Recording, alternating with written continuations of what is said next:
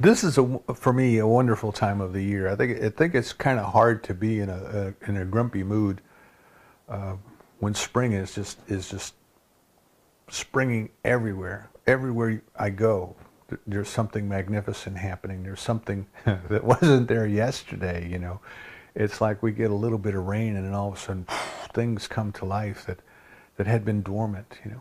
From where I sit here in the sunroom, I can look out and there's a big poplar tree straight in our field of vision here. And it's tall. It must be, 70 feet tall, maybe more. And in the fullness of summer, it just blocks out the whole sky. Just hardly any sunlight at all that filters directly through those leaves. Everything is kind of a shade of green. And then as we sit here in the fall and we watch the leaves kind of turn colors and then drop off one by one by one, and then suddenly you just have the wood, the twigs, the limbs with blue sky behind it. And now everything is starting to bud again. And the leaves will be back again. And summer is here again. The daffodils are pushing up through the mulch. The wild chives in the lawn are just having a field day. It's fascinating to me. This time of the year is, of course, nesting time for some of the birds. And whenever I open the garage door, there are little brown birds. I guess they're finches, house finches or something like that. And if that door is open for like a nanosecond, they fly into the garage and they start looking for a place to make a nest. And one of their favorite places is my motorcycle helmet because I leave it upside down on a shelf. And I guess they just look at that and go, ooh, perfect, So if I leave the door open for a few minutes, like if I take the lawnmower out to go cut the grass or something, and I leave the door open and I forget to close it back down, they'll get in there and start building a nest in my helmet. The next time I go to ride, I go to put the helmet on, and it's just full of twigs and leaves and things like that. But there's something within those birds, there's something within them, that they don't understand it. We don't understand it, but there's something in them. There's a guidance within them that is telling them it's time. It's time to prepare for the next step of life. There's something magnificent that's coming. There's a new expression, a new way to express life that is coming. Build the nests. The egg will come. And from the egg, the chick will come. And from the chick, the next generation of life will come. Life is renewing itself. So if we stop for a minute and kind of take a step back, we can see that it is happening in the trees, that it's happening in the birds, it's happening in the migration. I was reading once about the Arctic terns, which in the summertime in our half of the world, the northern half of the world, they live, of course, up in the Arctic. But in the wintertime, they fly all the way down to somewhere in South America, and that's where they spend the winter. But in the spring, they take flight. They just all kind of at once. We used to live on a flyway in New York City, in Jamaica Bay by Kennedy Airport. And twice a year, in the winter and the spring, the wild birds would come in. And you'd kind of look out the window and, one day there'd be 4 or 5 out in the canal, and the next day there might be 50 or 100, and then after a while the water was just black, as far as you could see, out into the bay, within maybe 100 yards of the marsh and the shoreline. The water was just covered with waterfowl, with birds. And then one day, as if there was a signal that humans couldn't hear, they were gone. They would just take flight. And of course in the winter they would be heading south, and then in the spring they would lay over, and then they would head back north wherever they go. And there's a time of the year in the spring when the Arctic terns down in South America where they've been wintering take flight. And they fly nonstop for 4,000 miles. Okay. Can you imagine? I mean, can you imagine what it's like for you and I when we take a jet plane across the country, which is not 4,000 miles, and we have to sit there for a few hours? And these birds are not flying at 550 miles an hour. They fly nonstop, day and night, for 4,000 miles, and they land in the Chesapeake Bay in Virginia at exactly the time when their choice food, the horseshoe crab eggs are hatching. And these tern land in Chesapeake Bay, and they feed on the horseshoe crabs. And then they take off and they continue flying back up to the Arctic. What is it within them? What is the force within them? They, as far as we know, they do not have intellect and reason as we do. You know, even though the cartoons kind of make the animals seem as if they think and act as we do. As far as we know, they don't. But yet there's a driving force within them that tells them it's time. It's time to begin the cycle again. It's time to do this once more. What fascinates me on some of the migrations is that the generation that finishes the migration may not even be the generation that started it. If you look at the monarch butterflies, they start in a valley somewhere in Mexico. They migrate all the way up the west coast of the United States, across to Canada, up to Canada, and then down the east coast of the United States and back to that valley. But the generation that returns back to that valley is not the generation that left. They died off along the way. But the life force, the divine urge, that which is impelling them or compelling them forward, that was the same, generation to generation to generation.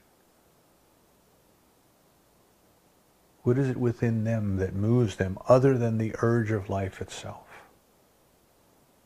The divine presence, we want to call it that. The play of life upon itself, as the Hindu scriptures might say.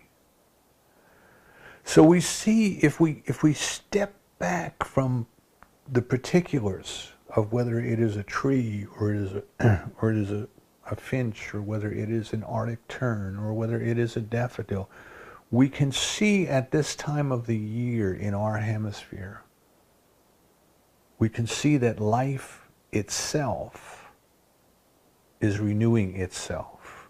And there is an intelligence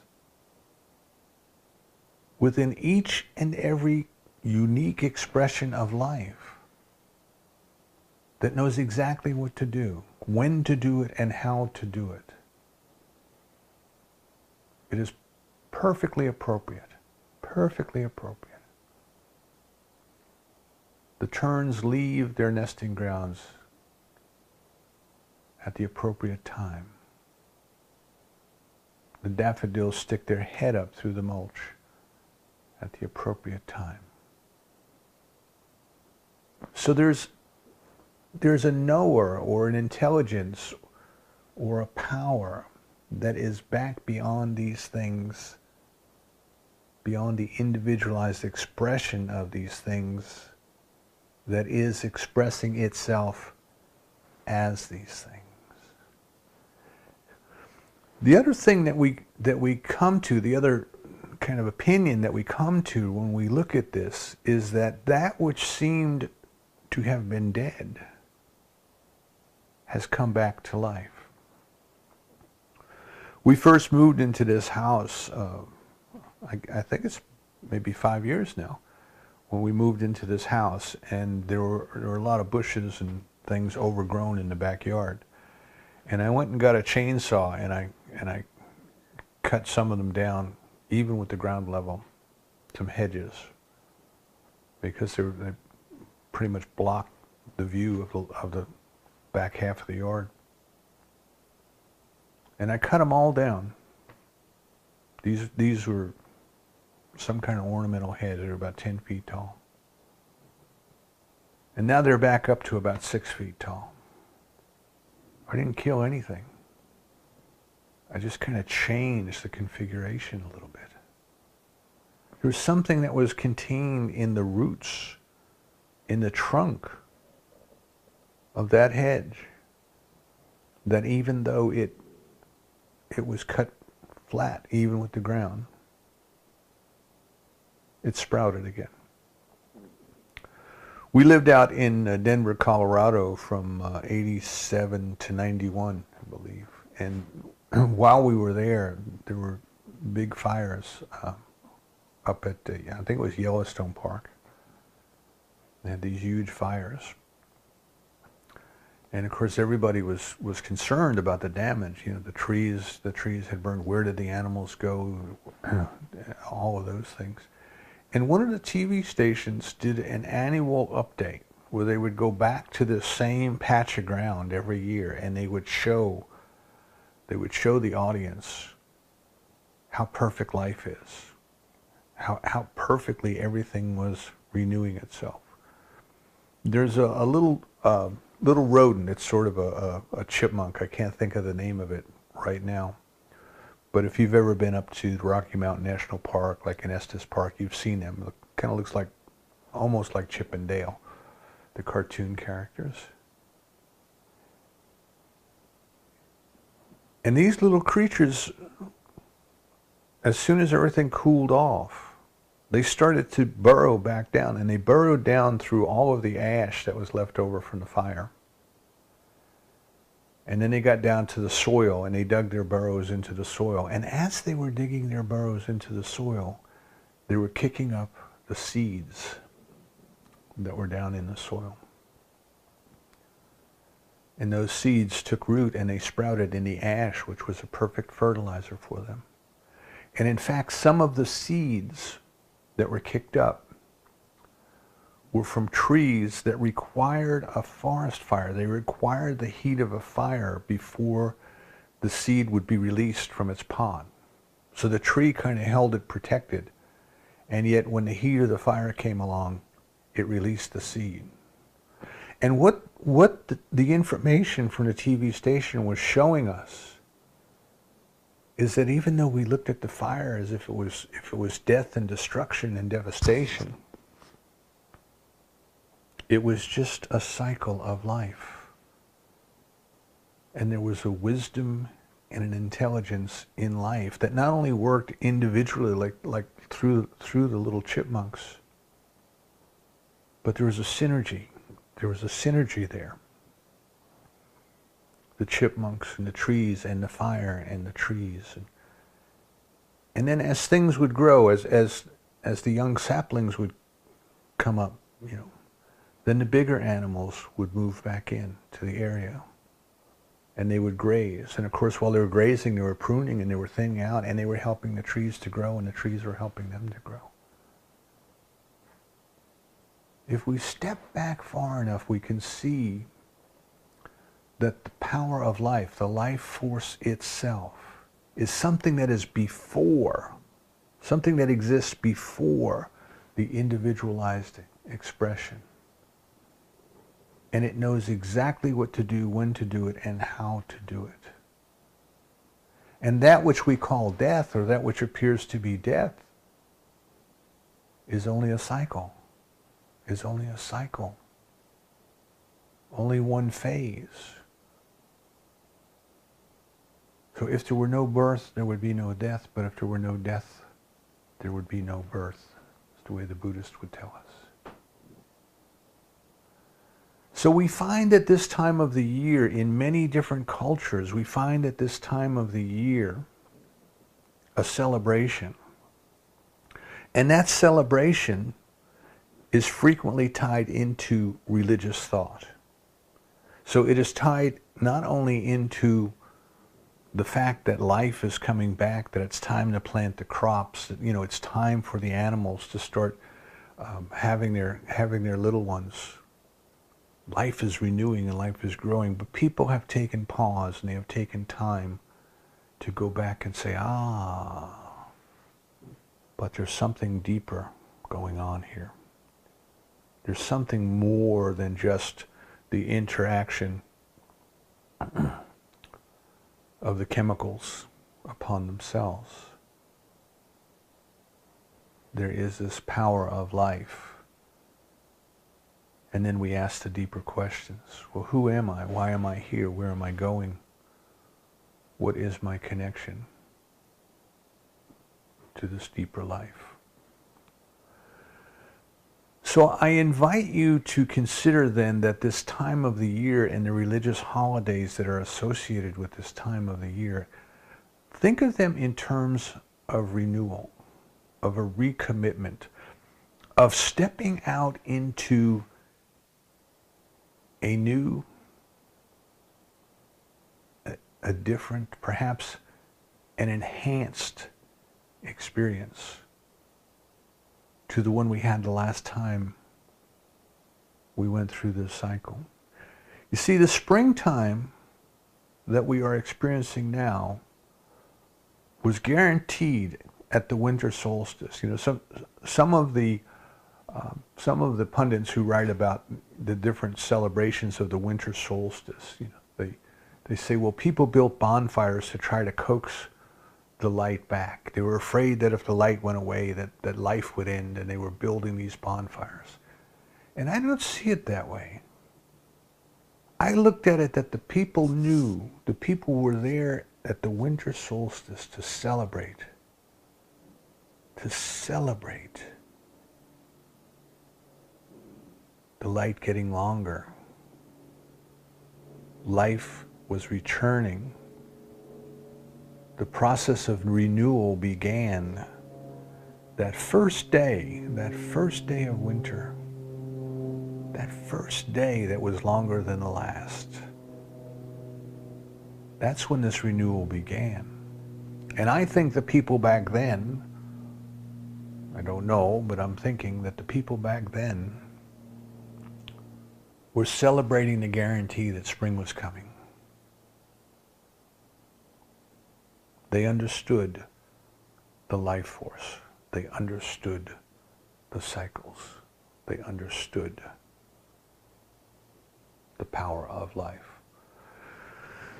So we come back now and we look at nature itself, whatever that might be. We look at nature itself and we can see that there's a power of life itself. There's an intelligence to life itself. There is something within life itself that knows exactly what to do.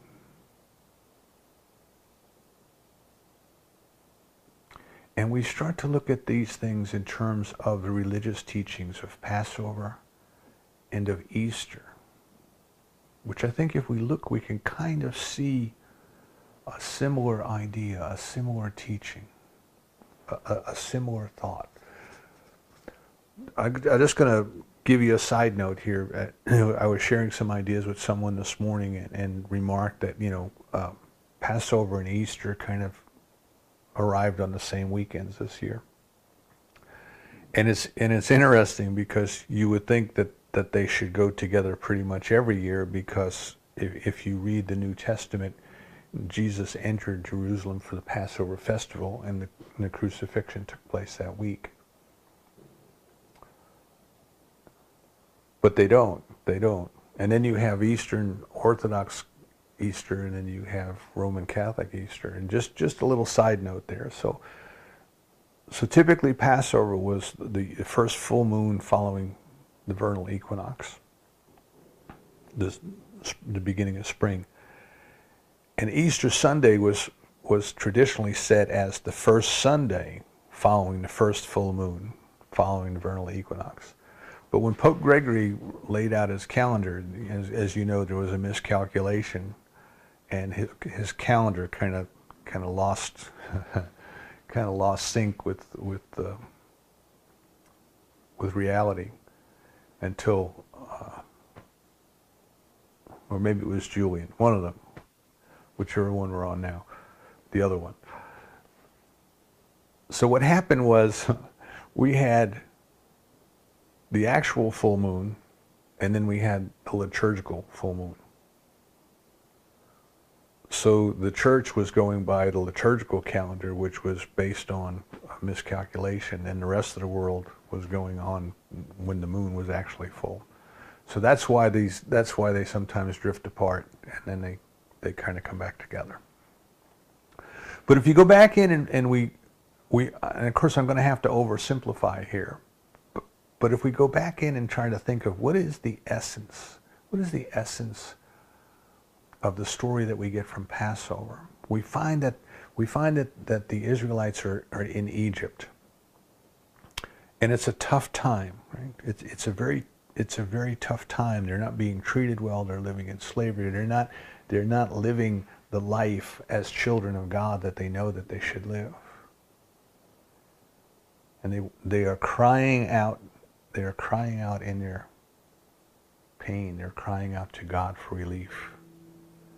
And that relief comes in the form of Moses, a strong leader who is going to take them out of Egypt. Now, I'm taking these things as teaching stories. You know, I realize that archaeologists will go back and say there's not physical evidence that this happened. Doesn't matter to me whether there's physical evidence or not. There's a teaching story here. Okay? Egypt, typically in metaphysical Bible terms, Egypt stands for a land of confusion, the land of confusion. But perhaps we could say that the land of the world of everyday living. Right? Remember when Herod was trying to find the baby Jesus to kill him, Joseph took Mary and Jesus into Egypt. They went and they hid in the everyday appearances. So here we have this land where it's a land of confusion, a land of fear, a land of worry. You know, it's kind of like the 6 o'clock news. Everybody's caught up in the day-to-day activities. They're not living the life, the spiritual life that they know that they should be living as children of God. And this strong leader comes and wants to take them away. And of course Pharaoh says no. Right? Pharaoh says no. Well, our ego always says no. Our ego doesn't want to change. We start to awaken to the idea that we're spiritual beings, that we're children of God. And the ego says no. No, we got to keep things the way they are. So the struggle is set up, and then the plagues come. You know, that whenever we struggle, there's trouble. And at the end, at the last plague, we have kind of the miracle of the Passover, which is for the families that put the blood of the Paschal lamb across the lintel of the door, across the top of the door. And the angel of death passed over them. And this allowed the people to gain their freedom, to gain their spiritual freedom. So when I look at this story, you know, we can say there was a force at work within the people that was telling them they should be more, that they could be more, that they needed to break out of the world of appearances. They needed to break out of the confusion. They needed to break out of the way things seemed to be, the old ways, and it was time to step into a new freedom. Time to step into a new freedom. And then if we come forward to the Easter story, we have the symbolism of Jesus in the cave. The crucified Jesus is in the cave. And it's time for him to fully awaken to his spiritual nature. But there's a stone in the way, a stone. And I don't know if it was Emmett Fox or Thomas Sheehan that I was reading, says, you know, what's the purpose of the stone in the story? Why is it there? Remember, everything in the story is there for a reason. It's like watching a movie. You look at a movie and every character in the movie is there for a reason. The screenwriter put them there for a reason. Think of a power that is able to come back from the dead. And how could a stone possibly inhibit it? Why? Later on, we're told that Jesus just passed right through walls. Why couldn't he just pass through that stone? It's there for a reason, and it had to be rolled back.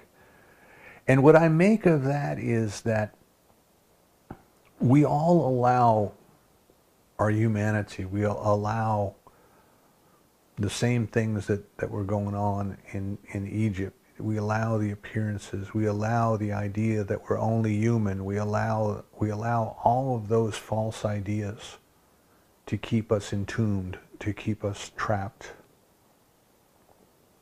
to keep us from stepping out into the fullness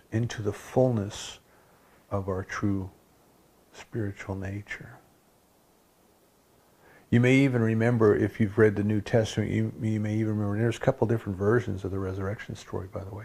And in fact, if you want to know more about that, I recommend Thomas Sheehan's book, The First Coming, where he talks about the resurrection experience as more a spiritual awakening of the disciples than necessarily an actual physical fact, historical fact, that the disciples slowly came into the realization of what the Christ that had been in their very presence was and is. But in one resurrection story, Mary Magdalene is the first to reach Jesus. And she goes to touch him, and he says, "Don't touch me. Don't touch me.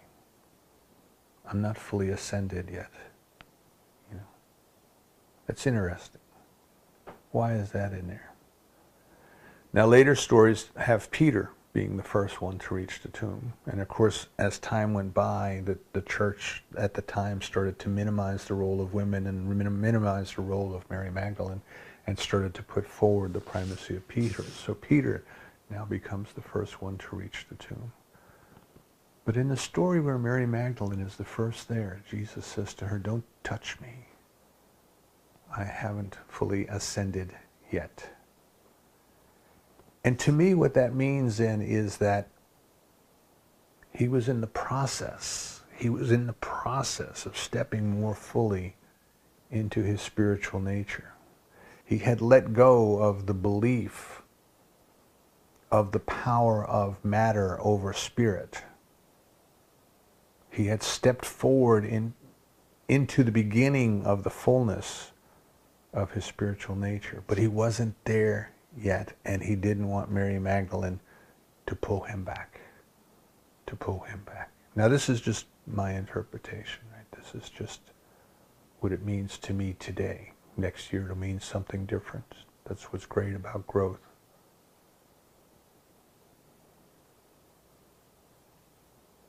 But the stone, to me, represents the obstacles that we leave in our way. They really can't or shouldn't hold us back, because if we understood the fullness of our spiritual nature, if we understood, as Emma Curtis Hopkins tells us, the inevitableness of God,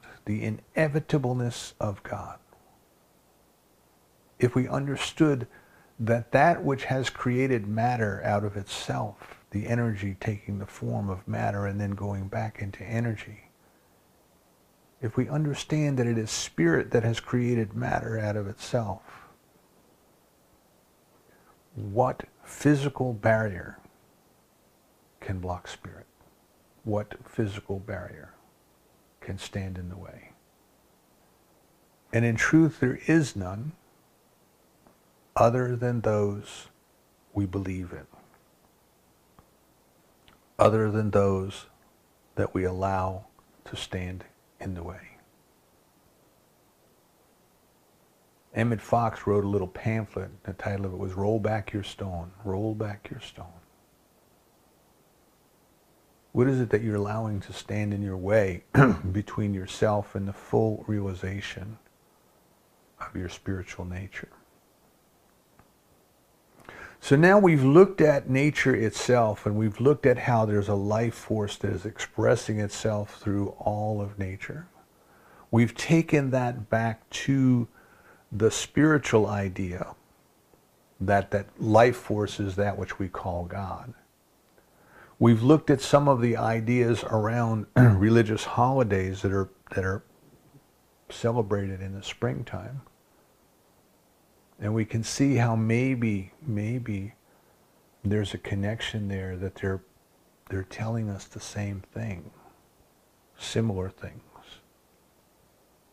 Let go of the old beliefs. Let go of your belief in the material, in the physical, in the mortal. Step into your immortality. Step into your spiritual freedom. Step into the fullness of the expression of your soul. So I think the renewal that I'm talking about, I think that where I get when I start to look at these ideas and I say there's a cycle. You see, you and I, we each go through cycles, just as the earth moves around the sun and we have winter and spring and summer and fall. You know, there's kind of cycles that we go through in the growth of our soul. It's as I've told you, it's like when I was flying sailplanes and you would find a thermal and you would fly a very tight circle and you would try to keep the plane so that at every point of that circle that you were flying, you were somewhere inside that thermal. And of course, in doing that, you would rise up, you would rise higher. With each turn, you would go higher and you would go higher and you would go higher. Now, from the cockpit, it just looked like you were going in a circle.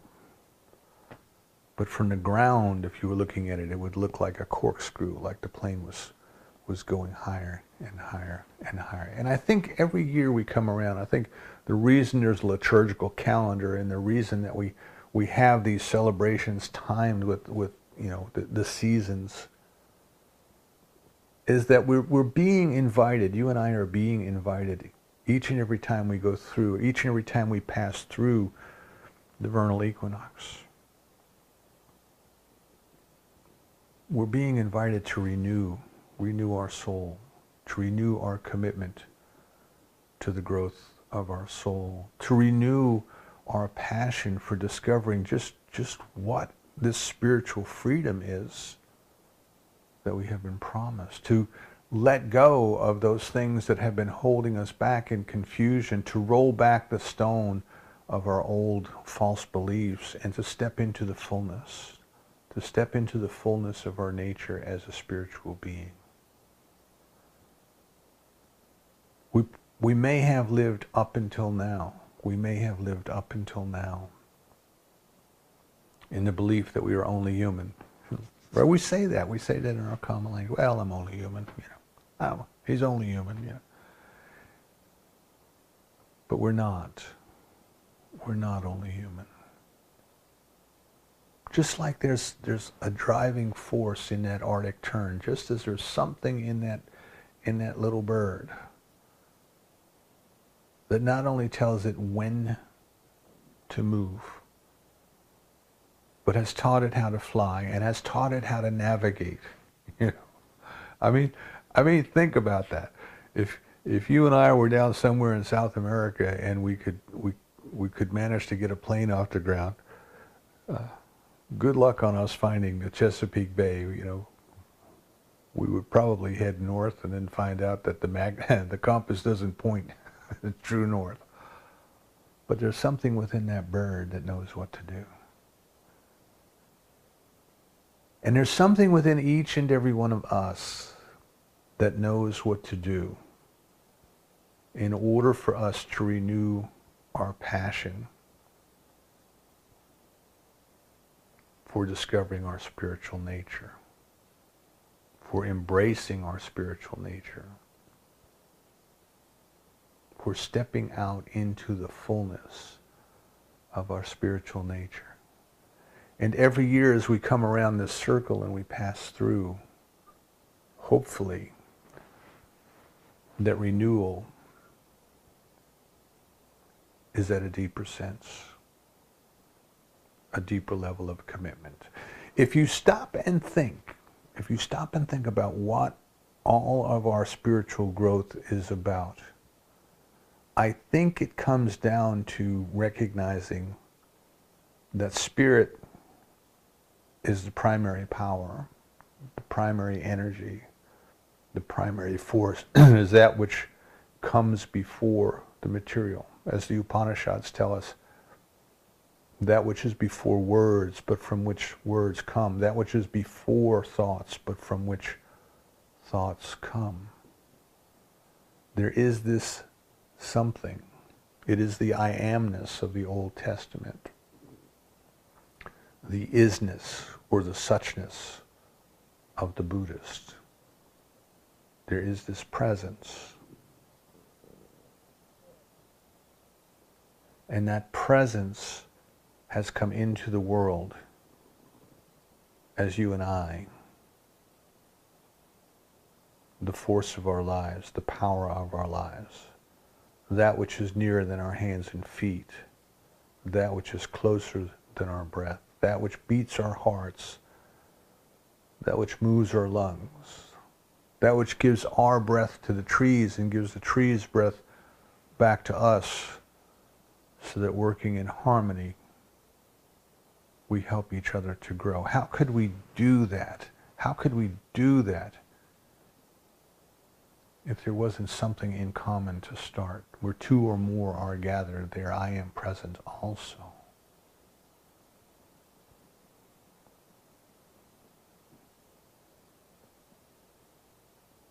We study the power of prayer,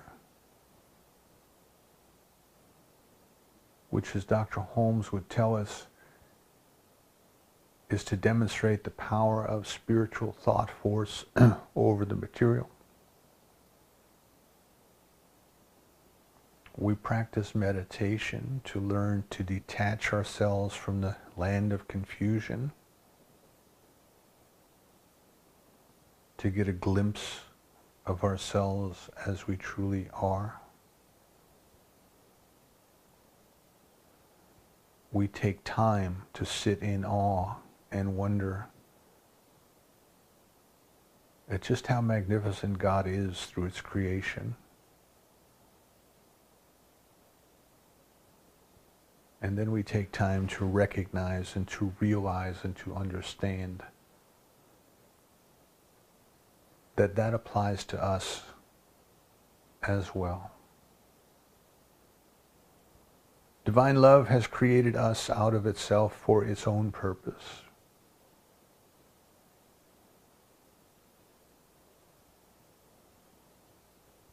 Our hearts shall remain restless until they repose in the divine.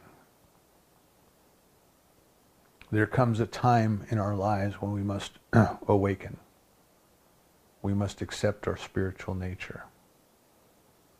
Like the prodigal of the New Testament, we have to come unto ourselves. We have to come to our senses. We have to go back to the Father's house and say, I was off wandering. I was stuck in Egypt. I was stuck in the tomb. I was stuck in the pig pen. But I'm ready to put that behind me now. I'm ready to let that go. I am ready to renew my commitment to learn more about you, to be at home with you. For this purpose, I have come. So I invite each and every one this year, as this rock we're riding on passes through the equinox, I invite you to use that milestone as an opportunity to examine your commitment to your spiritual growth, to renew that commitment, to do the things that your heart is telling you to do in order to experience that growth more fully, and to trust. Trust. The people who put the blood of the Lamb above their door trusted. We must trust that God has created us out of itself, for itself, and knows how to lead us into a deeper experience of itself. But we must accept the invitation. We must declare our willingness. And I hope that for each of us, this is the time where we are ready to declare it a little bit more than we did last year. A lot more than we did 2 years ago. If we will trust, and if we will surrender, and if we will open our hearts, that intelligence that knows how to bring the daffodils up through the mulch, knows how to send the little finches into my garage to build their nest in my helmet, knows how to fly from South America to the Chesapeake Bay nonstop. It will lead us out of the land of confusion. It will roll back any stones that we have let be in our way. And it will welcome us home. And so it is. Alrighty then, let's come together in a closing treatment, and then we'll have a few announcements, and then everybody can have a beautiful, beautiful Easter day. As we come together this morning, we recognize that there's only one life, and it expresses itself in many different ways, shapes, and forms. But no matter how it expresses itself, it always knows perfectly what to do, and it is quite capable of doing it. We understand that that divine love has created each and every one of us out of itself and left us alone to discover just how magnificent it is. It has been with us whispering, nudging, calling to us. But until we awaken to it, it cannot force itself upon us. But once we step forward and open our arms and invite the love and the activity of God into our lives, it can then take us and lead us as easily as it leads the birds. We let our intellect and our reason fall by the wayside. And we listen to our heart, because God speaks to us in the language of our heart.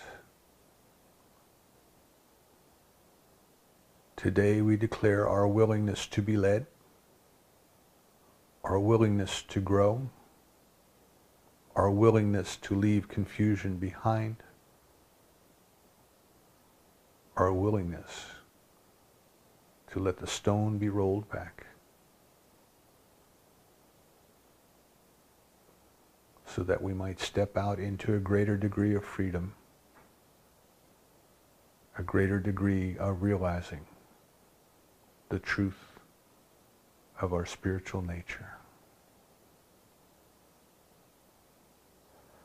We are grateful for this opportunity to be together this morning, to spend this time together.